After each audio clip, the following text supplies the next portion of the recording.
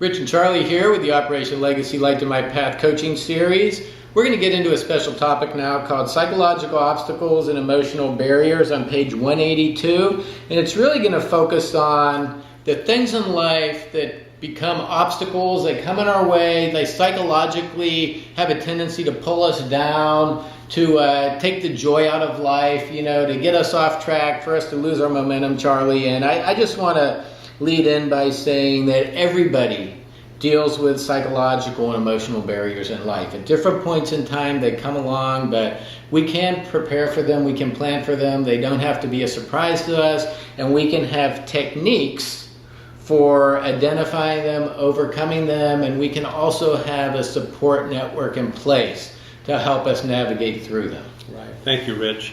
When you think about psychological obstacles, we're talking about a thought process, our psychology in life. If we're not trained to control how we think, if we don't learn how to control our thoughts, being that we're human, it's too easy to start leading ourselves down the wrong path or a downward spiral, so to speak. An obstacle, and these are definitions we have on page 182, something that stands in the way or opposes. A barrier is a wall metaphor, something to go over, around, or perhaps go through it. And when you start thinking about the psychological obstacles and emotional barriers, it really is based on how we look at life at that moment. That's right. And Charlie, we talked about stress and post-traumatic stress disorder in the introduction, so this piggybacks on that. These are the daily stressors and obstacles that if we're not careful, they can derail us. And next thing we can know, we can say, what happened to our goals and dreams? Well, something came along and then I ended up getting off track and then I never got back to it. I had to take a semester off at school, or I had to withdraw from a class, and somehow I just never got back to it. This is the kind of day-to-day application that we're talking about. And we know that, from the Bible that it says we're going to have trials, and it says we should not be surprised by the trials. Right. And these trials try to knock us off our path. God walks through the trials with us. And that means that sometimes He's not going to pull us around and do an in around, but we go through it. He walks through the trials with us, but He also says that it's good for us because it trains us. And it also helps us to not only avoid it in the future, but to minister to others who are going to go through the same thing. That's how the family of God works. We gain skills. He gives us gifts and talents so we can help others. Right. Thank you, Rich, for that. On page 184, how many of us feel stress? Well, we all have stress from one point or another. And when you think about a transition process from military to civilian life, there might be a lot of stress. Family situation might be ideal. Working situation might not be ideal. The transition process in itself, the paperwork, and et cetera, et cetera. So on page 184, we have some bullet items that describe how you can overcome. We're not going to go over that now, but it's very important for you to read this, to digest it, and have it resonate with you. Also on page 184, plans fail for lack of counsel, but with many advisors they succeed. That's Proverbs 15:22. And now you're tying in the mentors and the advisors, the networking that we covered in a previous chapter. Right. On page 186, we talked about procrastination in more detail. We talked about that in the time management chapter.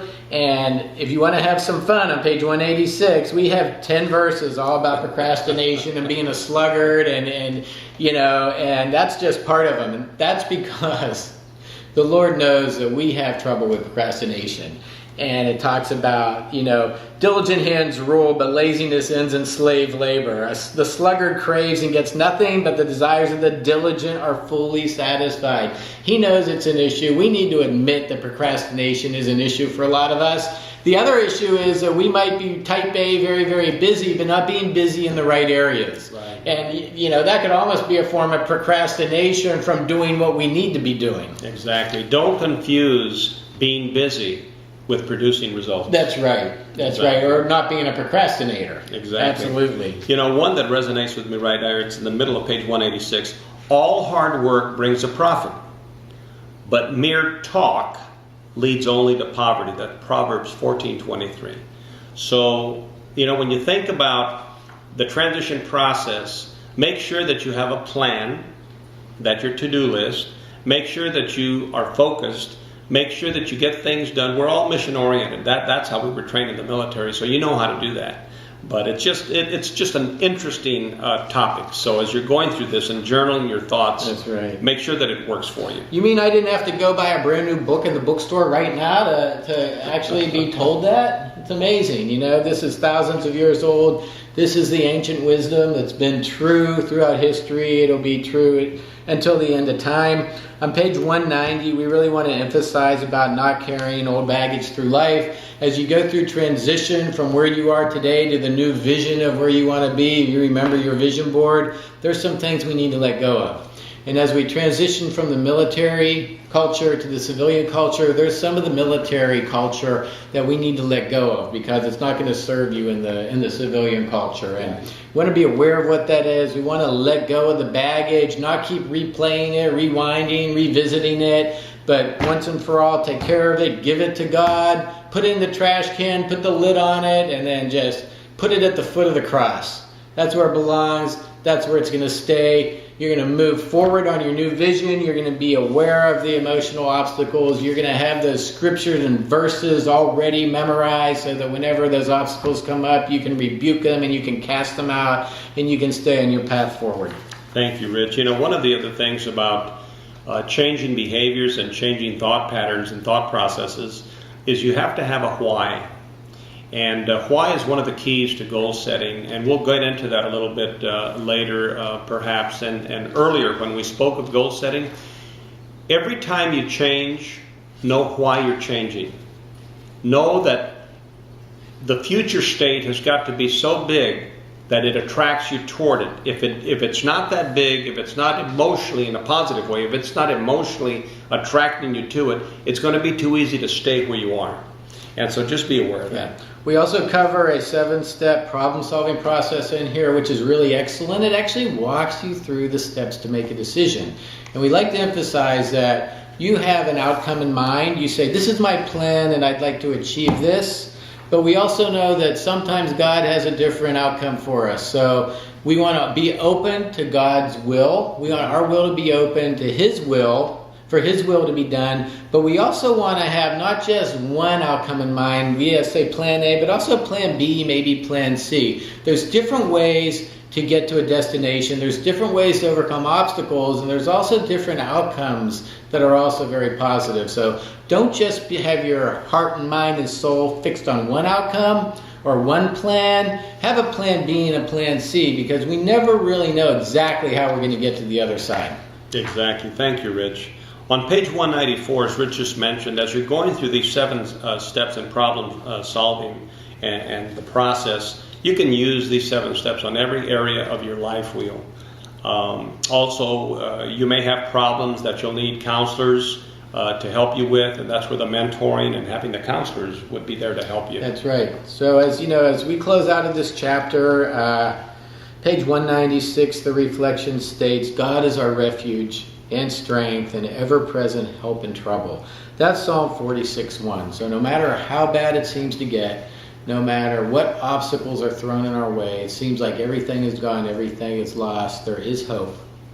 God's our strength and our refuge.